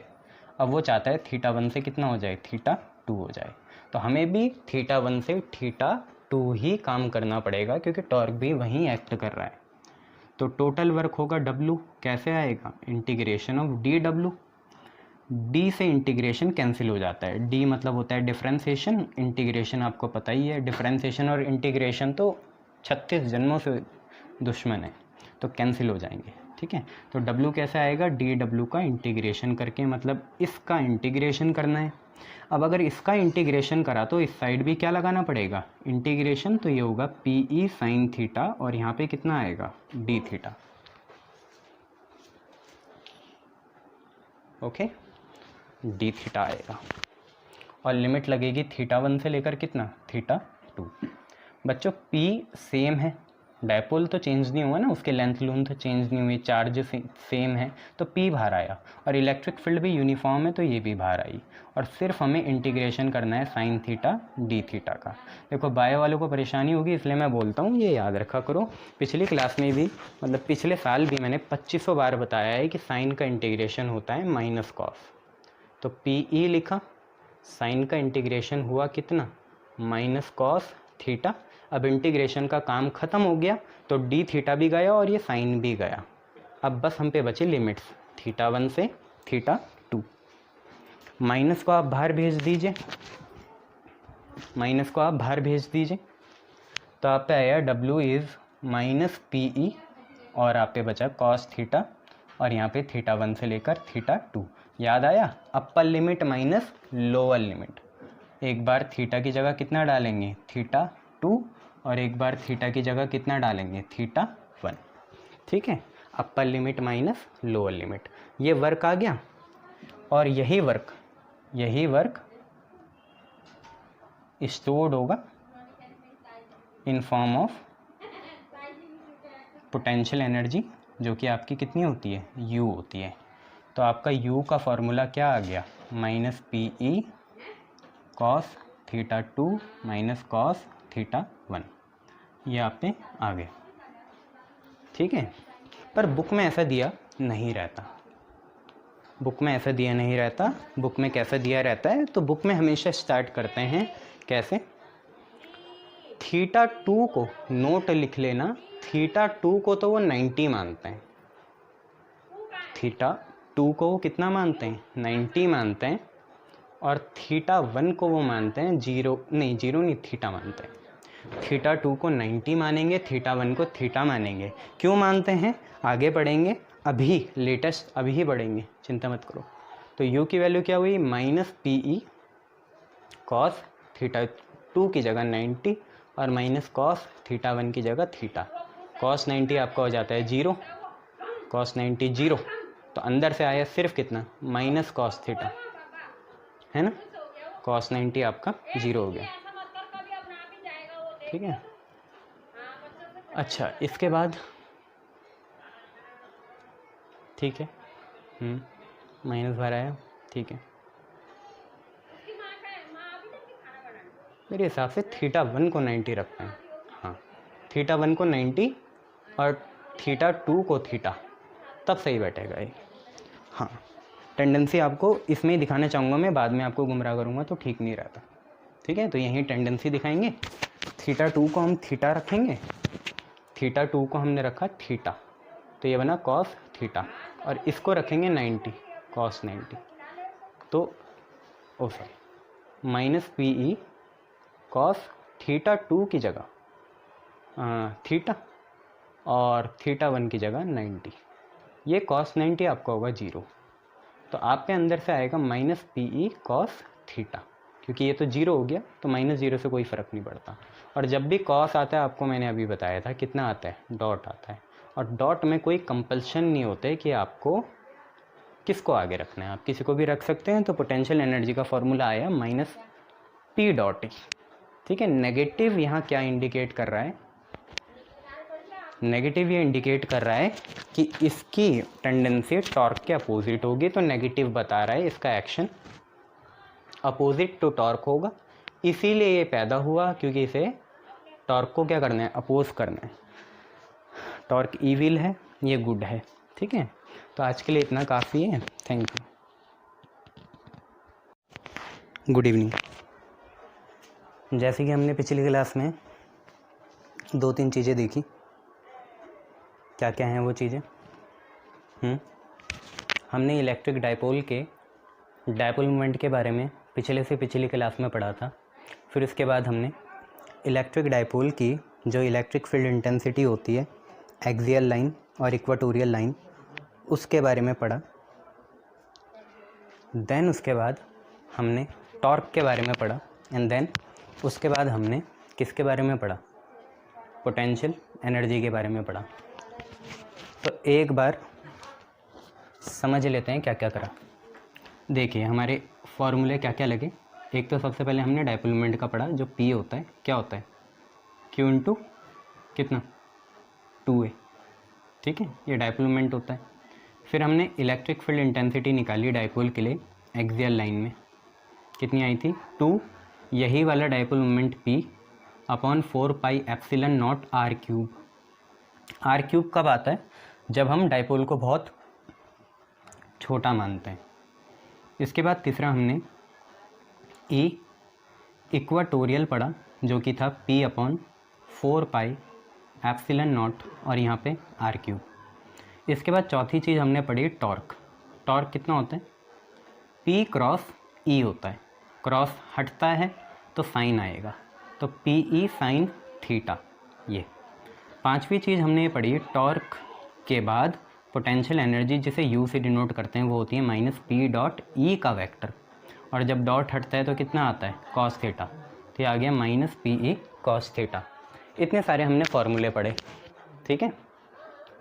अब हम क्या करते हैं, कुछ केसेस देखते हैं। देखें क्या है, 3-4 केसेस देखेंगे, तो आप वो नोट करके लिख लेना। क्या है, हम ये देखेंगे कंडीशंस फॉर टॉर्क। टॉर्क के लिए कुछ कंडीशंस होती है, और यहाँ से ये तो फेवरेट टॉपिक है, इससे बहुत क्वेश्चन पूछे जाते हैं, कंडीशन ऑफ टॉर्क। तो आपको याद है टॉर्क में हुआ क्या था? ऐसी हमारी इलेक्ट्रिक फील्ड थी ऊपर की तरफ, और यहाँ पे डाइपोल था, माइनस Q और प्लस Q पे डाइपोल था, ये एंगल बना हुआ था थीटा।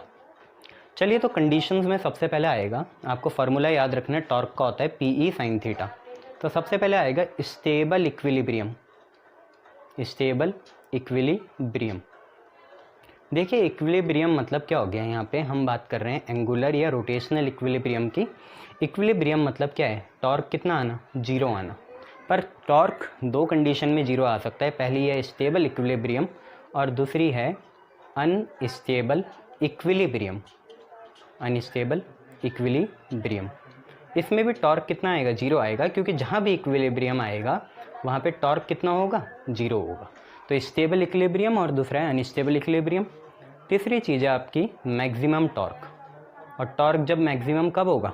जब साइन की वैल्यू क्या हो? मैक्सिमम हो, और साइन की वैल्यू मैक्सिमम आएगी 90 पे। तो सबसे पहले यही निकाल लेते हैं। देखो टॉर्क मैक्स कितना होगा? P लिखना, E लिखना, साइन लिखना, और थीटा की जगह 90 लिखना। साइन 90 आपका 1 होता है, तो ये आपका PE आ गया, ये आपका मैक्सिमम टॉर्क है PE। बात करते हैं स्टेबल और अनस्टेबल इक्विलिब्रियम कब है, ठीक है, बात करी जाएगी स्टेबल और अनस्टेबल इक्विलिब्रियम कब है।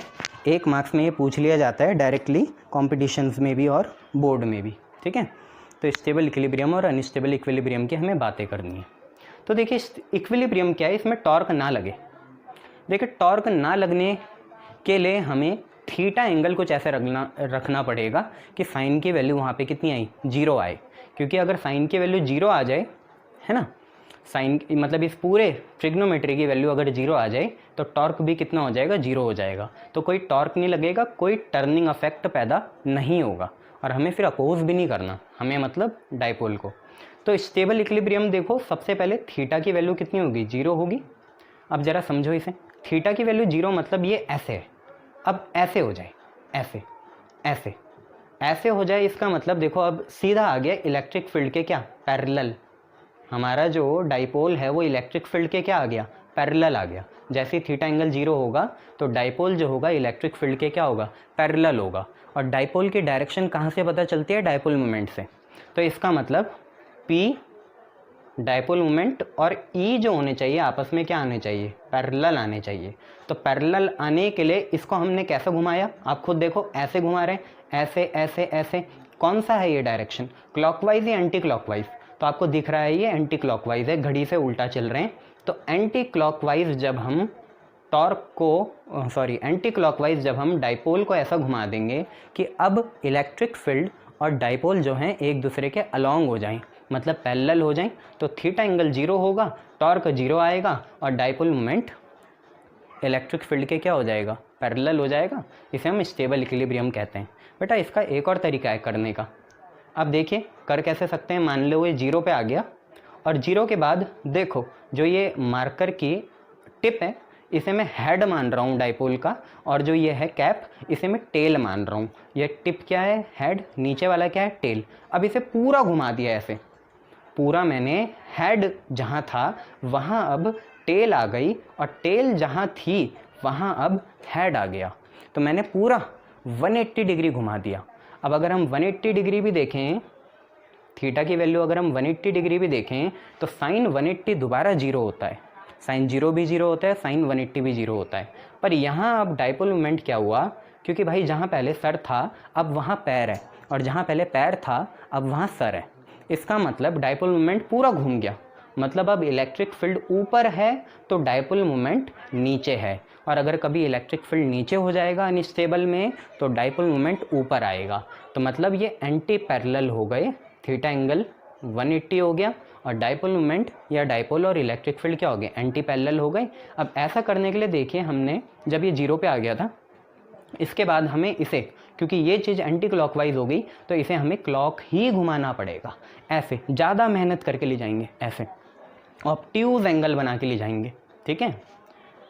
तो हमें क्लॉकवाइज जाना पड़ेगा। तो इस टेबल में आप अब एक वर्ड में याद रखना, थीटा एंगल 0 होगा और अनस्टेबल में थीटा एंगल कितना होगा, 180 होगा। इतना आप लोग याद रखना, ठीक है। चलिए टॉर्क की हम पे कंडीशन हो गई। इसके बाद हम ज़रा पोटेंशियल एनर्जी देखते हैं, कहाँ मैक्सिमम होगी और कहाँ मिनिमम होगी। तो पोटेंशियल एनर्जी आपका था U बराबर कितने के, -PE cos थीटा के। तो तीन चीज़ें देखेंगे यहाँ, क्या तीन चीज़ें क्या हैं। अगर डायपोल मोमेंट परपेंडिकुलर हो इलेक्ट्रिक फील्ड के, डायपोल मोमेंट मतलब डायपोल ही, अगर डायपोल परपेंडिकुलर हो इलेक्ट्रिक फील्ड के, एक बार क्या हो, पैरेलल हो, और एक बार क्या हो, एंटी पैरेलल हो। अगर परपेंडिकुलर होगा तो एंगल बनेगा 90, पैरेलल में 0, एंटी पैरेलल में 180 डिग्री। तो देखते हैं तीनों कंडीशंस क्या आ रही हैं। परपेंडिकुलर होगा तो cos 90 कितना होगा, 0 होगा। cos 90 क्या होगा, 0 होगा, और पोटेंशियल एनर्जी आपकी कितनी आ जाएगी, 0 आ जाएगी। और किसी की वैल्यू 0, अभी देखेंगे क्या होता है। देखिए पैरेलल में क्या होगा, पैरेलल में cos 0, थीटा की जगह 0, cos 0 होगा 1। u की वैल्यू देखिए क्या आएगी, माइनस है, p भी है, e भी है, और cos थीटा की वैल्यू 1 आई। इसका मतलब -PE होगा। इसलिए मैं रुक गया था क्योंकि यहाँ तो 0 है, 0 से भी कम क्वांटिटी आ गई, इसका मतलब ये मिनिमम होगा, यही चीज़ मिनिमम होगी। और एंटी पैरेलल में 180 लेंगे, cos 180 आपका होगा -1, ये माइनस और ये माइनस हो जाएगा प्लस, ये चीज़ तो 1 है ही, तो +1 × 1 1 ही आएगा, और 1 × PE आपका PE आएगा। इसका मतलब ये चीज़ हो गई आपकी मैक्सिमम। तो आप याद रखना पोटेंशियल एनर्जी मैक्सिमम कब आएगी, जब 180 डिग्री रोटेट हो जाए। मिनिमम कब आएगी, जब 0 डिग्री हो, और 0 कब आएगी, जब 90 हो। जबकि यहाँ स्टेबल कब आएगा, जब थीटा 0 हो। अनस्टेबल कब आएगा, जब थीटा 180 हो, और 90 में क्या आएगा, मैक्सिमम आएगा। तो आपको घर जाके क्या करना है, आपको एक टेबल में 3 चीज़ें बनानी है, 0 डिग्री, 180 डिग्री और 90 डिग्री। और यहाँ पे आपको लिखना है टॉर्क, और यहाँ पे लिखना है पोटेंशियल एनर्जी। तो टॉर्क और पोटेंशियल एनर्जी ये आपको लिखना है। टॉर्क देखिए 0 पे कितना है, 0 है। टॉर्क देखिए 180 पे कितना है, 0 है। टॉर्क देखिए 90 पे कितना है, PE है, PE मैक्सिमम होगा। और पोटेंशियल एनर्जी जिसे हम U से डिनोट करेंगे, पोटेंशियल एनर्जी 0 पे कितनी है, -PE है। 180 पे कितनी है, PE है, स्टार लगा दो, ये भी मैक्सिमम, स्टार लगा दो, ये भी मैक्सिमम, और 90 पे ये चीज़ क्या है, 0 है। तो देखने वाली बात यह है टॉर्क 2 जगह 0 आ रहा है और जबकि पोटेंशियल एनर्जी 1 जगह 0 आ रही है। ठीक है, ये चीज़ है। चलिए, इसके बाद हम जो टॉपिक देखेंगे, तो अब टॉपिक क्या देखने, अब न्यूमेरिकल करेंगे। ठीक है, कल आपने थ्योरी करी थी, आज आप लोग न्यूमेरिकल करेंगे। ठीक है, मज़े होने चाहिए लाइफ में ना, थ्योरी न्यूमेरिकल सब चीज़ें। ठीक है, मेहनत करते जाओ, ये मत समझो कि मस्ती के दिन हैं। जो मस्ती के दिन जिनको लग रहे हैं तो बाद में भुगतेंगे, आगे जाके उन्होंने रोना ही है हमारे सामने, कोर्स करा दो, कोर्स करा दो। हम भी वीडियो ही दिखा देंगे, है ना। हम लोग क्या करेंगे, अपना टाइम की बर्बादी थोड़ी करेंगे। आप और हम जितना पढ़ लिया सो पढ़ लिया, दोबारा थोड़ी पढ़ेंगे। लाइफ में एक ही चीज़ 2 बार पढ़ने थोड़ी आए हैं, कितनी चीज़ें हैं। ठीक है, तो हम क्या करेंगे, ये क्वेश्चन करेंगे और उन लोगों को बोलेंगे कि भाई आप वीडियोस देख लीजिए, है ना, और पेड, फ्री में नहीं, है ना। ये इसमें आप लोगों को साथ देना है, किसी को शेयर नहीं करनी है वीडियो, ये तो मैं यूट्यूब में नहीं डाल देता। तुमको दे रहा हूँ स्पेशली, तुम्हें प्रिविलेज बना रहा हूँ। तो 3 चार्जेस हैं हम पे, +q, -2q और +q। इनको हम लोकेटेड कर रहे हैं at the vertices of equilateral triangle of side 2l। Find net dipole moment. Net dipole moment हमें निकालना है, नेट डाइपोल मोमेंट हमें निकालना है। ये हम पे क्वेश्चन है, ध्यान से देखिए। हमें क्वेश्चन बोल रहा है 3 चार्जेस हैं, +q, -2q एंड +q, कहाँ, इक्विलेटरल ट्राइंगल की वर्टिसेस में। ठीक है, देखो मैं बोल रहा हूँ, मुझे लग ही रहा है मार्कर थोड़ा नीट काम नहीं कर रहा है। तो हम पे क्वेश्चन क्या है, 3 चार्जेस हैं, +q, -2q और +q, कहाँ, इक्विलेटरल ट्राइंगल की वर्टिसेस में है। और इक्विलेटरल ट्राइंगल की सारी साइडें बराबर हैं, सारी कितनी है, 2l है। तो ये एक इक्विलेटरल ट्राइंगल टाइप का मैंने बना दिया और यहाँ पे नेट डाइपोल मोमेंट चाहिए हमें, तो ये 2l है। ठीक है जी, ये भी हम पे कितनी है, 2l है, और ये भी हम पे कितनी है, 2l है। अब आप कहीं पे भी एक चार्ज +q दिखा दो, फिर इसके बाद ऑर्डर मत तोड़ना। देखो +q के बाद कौन है, -2q। ठीक है, और फिर कितना है, +q है। ठीक है, +q के बाद -2q है और ऊपर +q है। बच्चों मैं चाह रहा हूँ आप क्या करो, क्योंकि डायरेक्शन फिर सिमेट्रिक दिखेगी, तो -2q ऊपर ले लो और +q यहाँ ले लो। ठीक है, ये हमने ले लिया। हमें नेट डाइपोल मोमेंट निकालना है बच्चों। सबसे पहले हमें ये देखना पड़ेगा कि यहाँ पे एंगल कितने कितने बन रहे हैं। तो यहाँ पे बन रहा है 60, इधर भी कितना, 60, इक्विलेटरल में 60 ही होता है बच्चों, यहाँ पे भी कितना, 60। ठीक है, और अब आपको समझ में आ गया होगा, देखो साइड 2l है तो मैं मिटा रहा हूँ इन साइडों को। साइड्स की हमें ज़रूरत जब पड़ेगी तो देख लेंगे। अभी हम लिख लेते हैं, अगर साइड a है हमारी तो हर जगह a कितना है, 2l है। ठीक है, ऐसा मान लेते हैं डाइपोल की लेंथ। अब देखिए 2 डाइपोल मोमेंट बनेंगे, क्योंकि 2 सिस्टम ऑफ चार्जेस हो गए हम पे, +q, -2q, +q, -2q, हम पे 2 चार्जेस बनेंगे। ठीक है, पर फिर वही बात है, डाइपोल आप तब तक नहीं मान सकते जब तक चार्ज सेम ना हो। देखिए यहाँ पे अभी ये क्वेश्चन अच्छा क्यों है, क्योंकि यहाँ पे देखिए चार्ज सेम नहीं है। यहाँ पे -2q है, यहाँ पे +q है, यहाँ पे -2q है और यहाँ पे +q है। चार्जेस सेम जब तक नहीं होंगे तब तक इसे डाइपोल नहीं कहा जाएगा। तो चार्जेस सेम करने के लिए क्या करें बच्चों, कुछ नहीं,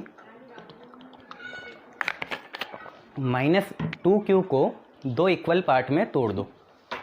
2 इक्वल पार्ट में तोड़ा, एक इधर -q और एक इधर -q। अब आपको भी पता है डाइपोल मोमेंट की डायरेक्शन क्या होती है, नेगेटिव से पॉजिटिव होती है। तो ये जो सिस्टम है ना, इधर वाला, इस साइड वाला, जहाँ पे यहाँ पे -q है और यहाँ पे कितना है, +q, इनके बीच का जो डाइपोल मोमेंट है उसका नाम मैं P1 वेक्टर बोल देता हूँ और उसकी डायरेक्शन होगी -q से +q, मतलब नीचे की तरफ, ऐसे। ठीक है, उसके बाद यहाँ पे एक और सिस्टम है, इधर एक -q है, इधर एक +q है। इनका तो हो गया -q +q का P1 आ गया, -q +q का यहाँ पे भी है, हमें भी पता है सेम आएगा, पर अभी कितना ले लो, P2 ले लो, ये आ गया बच्चों। और P1 और P2 आपको भी दिख रहा है क्योंकि चार्जेस सेम है और लेंथ सेम है, तो दोनों चीज़ें क्या होंगी, सेम होगी। आप इस P1 को निकालोगे तो चार्ज का साइन थोड़ी देखोगे, कोई सा भी लोगे Q और लेंथ कितनी 12, और P2 निकालोगे तो वो भी कोई सा भी चार्ज Q और लेंथ कितनी 12। तो ऑफिशियली हमारा सोल्यूशन में P1 का मैग्नीट्यूड और P2 वेक्टर का मैग्नीट्यूड सेम आया। देखो डायरेक्शन अपोजिट्स या डायरेक्शन के बीच में 60 डिग्री है, उससे हमें कोई लेना देना नहीं है, हम मैग्नीट्यूड लगा दिए हैं। तो हम लिखेंगे यहाँ पे डायपोल मोमेंट का फार्मूला होता है Q इंटू 2L। तो कोई सा भी चार्ज लो Q और लेंथ कितनी है 2L, तो Q इंटू 2L आ गया। क्लियर है। अब इसके बाद देखिए हमें रिजॉल्व करना पड़ेगा, क्योंकि हम इक्वाटोरियल में सीख के आए हैं कि जब दो वेक्टर क्वांटिटी सेम हो जाती है तो उन्हें रिजॉल्व करा जाता है। ठीक है, रिजॉल्व करने से हमें ये पता चलेगा कि इन P1 और P2 डायपोल मोमेंट में कौन से कंपोनेंट काम के हैं और कौन से कंपोनेंट काम के नहीं हैं। ठीक है, तो अब मैं क्या कर रहा हूँ, अब मैं माइनस क्यू यहाँ से थोड़ी देर के लिए हटा रहा हूँ, है ना।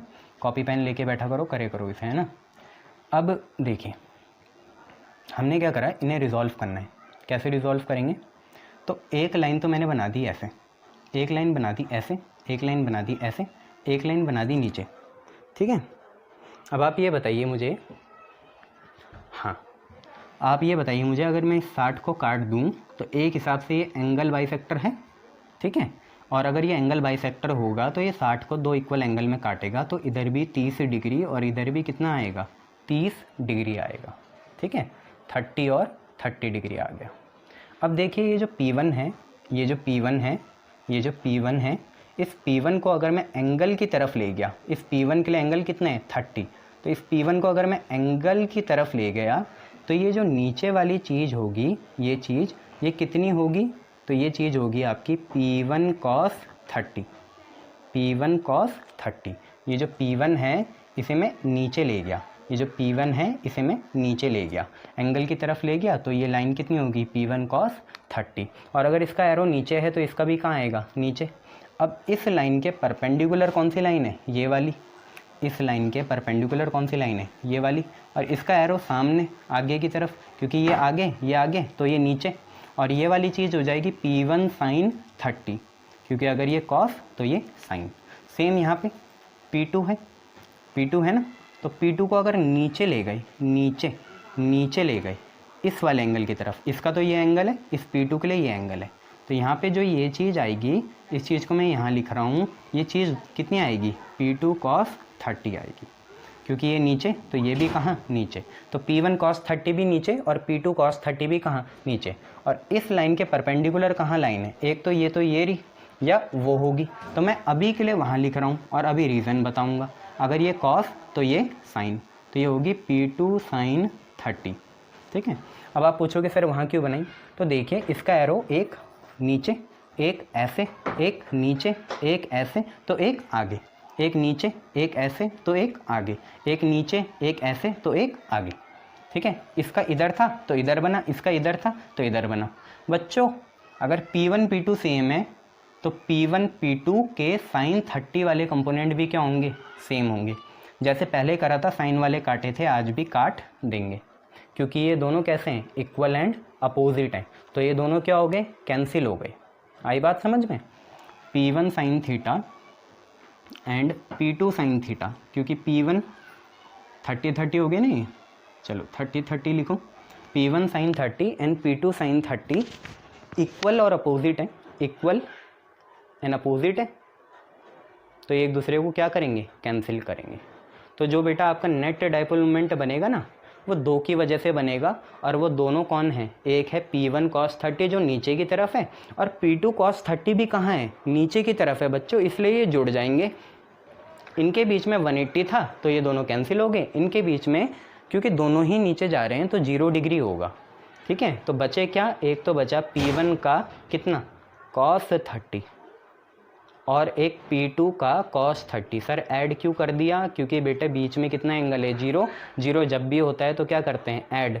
बेटा P1 P2 दोनों सेम हैं, दोनों को P मान लिया जाए, तो P ये भी और P ये भी, तो P cos 30 ये भी और P cos 30 ये भी, तो बेटा दो चीज़ें सेम ऐड करती हैं तो 2p cos 30 आ जाएगा। p cos 30 plus p cos 30 कितना 2p cos 30। cos 30 बेटा आपका 1/2 होता है, इससे ये कैंसिल, सॉरी cos 30 1/2 नहीं होता, 2p cos 30 आ गया आप पे। 2 ऐसी p की वैल्यू कितनी है q इंटू 2l, p की वैल्यू कितनी है q into 2l, 2l length थी, ठीक है, पूरी लेंथ काम आएगी, तो p की वैल्यू q इंटू 2l, 2 ऐसी cos 30 इज योर √3/2, तो 2 से 2 कैंसिल और आपका आंसर आएगा 2√3 QL, 2√3 QL, ये आपका आंसर है 2√3 QL, ठीक है, ये आंसर हो गया। ओके चलो एक नेक्स्ट क्वेश्चन करते हैं। चलो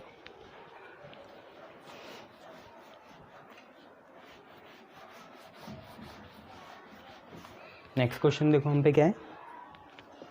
नेक्स्ट क्वेश्चन है 2 point charges of ±10 microcoulomb are placed 5 millimeter apart forming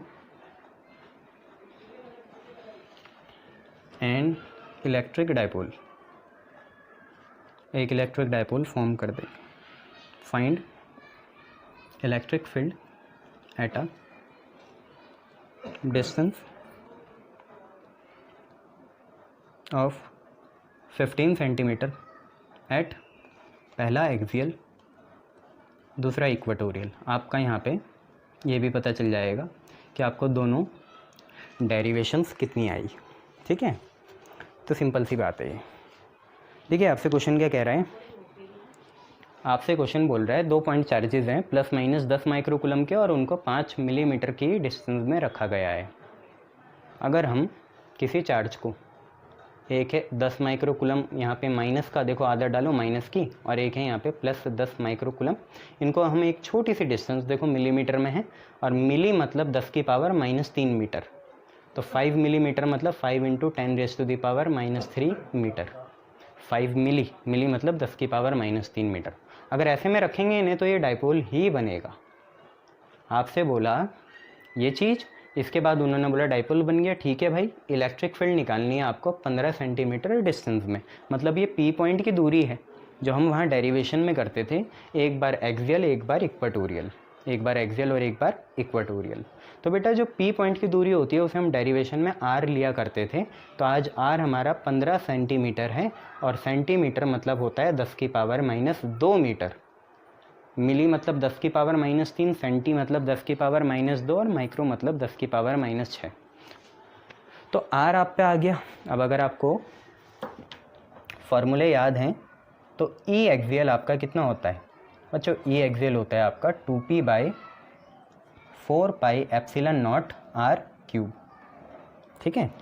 तो 2, ठीक है, p की वैल्यू बच्चों p होता है कितना q × 2l, है ना, या a भी लिखते हो आप, है ना, q × 2a, और नीचे 4πε0 r³। बेटा चार्ज कोई सा भी लो, देखिए 2a अपने आप में, 2a अपने आप में लेंथ ऑफ द डाइपोल है, जो कि खुद कितनी है 5 × 10⁻³ है। मैं नहीं चाहता कि आप ये गलती करें कि आप a को लें सिर्फ इतना, a नहीं है आपका 5 × 10⁻³ a नहीं है, 2a है वो। कुल मिला के लेंथ ऑफ द डाइपोल पूरी 2a है, 2a है आपका 5 × 10⁻³ a नहीं है, तो 2a पूरा ये है।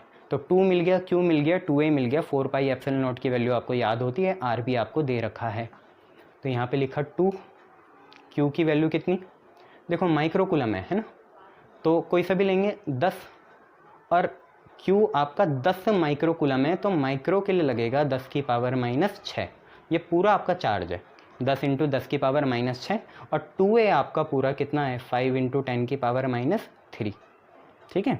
साथ में आप पे 1/, देखो 2 आ गया, q ये पूरा, 2a ये पूरा, 1/4πε0 आप पे होता है 9 × 10⁻⁹, और अपॉन में r³ है, 1/4πε0 ऊपर गया, 9 × 10⁻⁹ और r की वैल्यू आपकी 15 है, 15 × 10⁻−2, तो इसका आप करोगे क्यूब।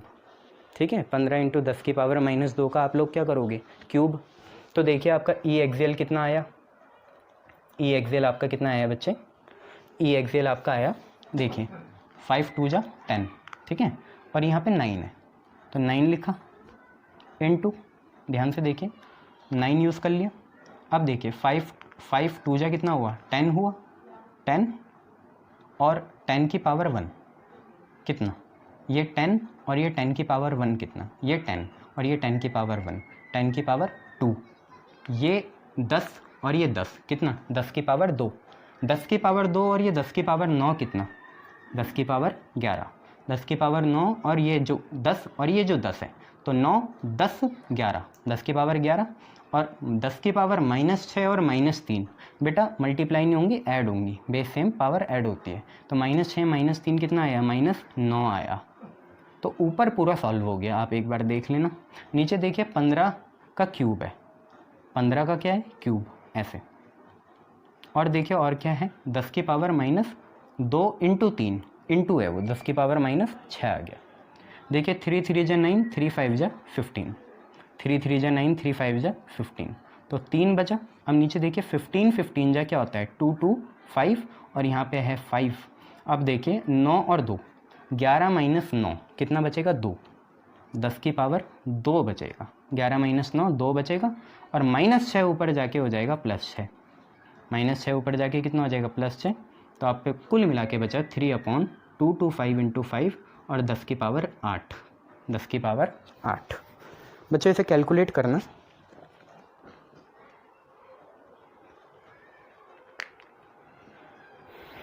तो मैं आपको बताता हूँ इसकी वैल्यू कितनी आ रही है। 225 × 5 1125, 3 /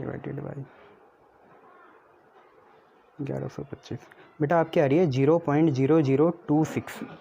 ये सॉल्व हो के आ रही है 0.0026, 0.0026 और 10 की पावर 8 है।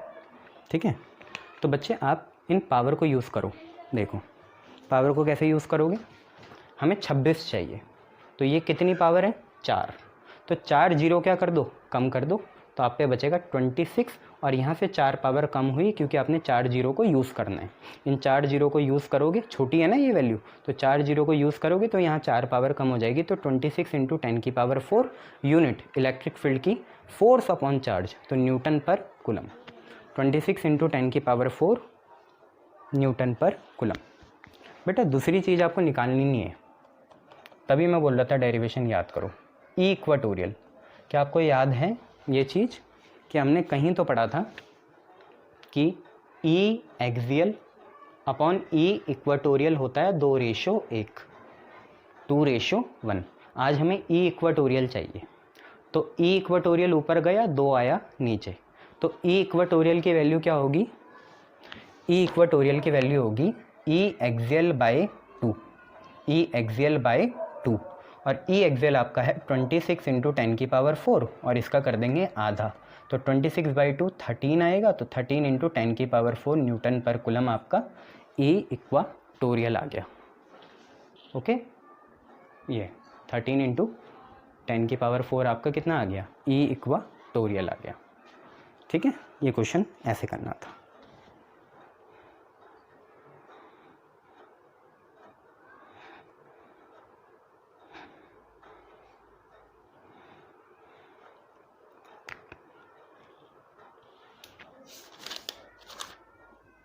चलिए नेक्स्ट क्वेश्चन करते हैं।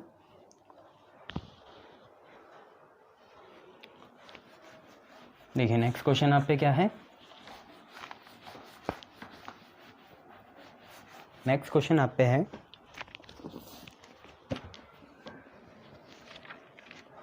an electric dipole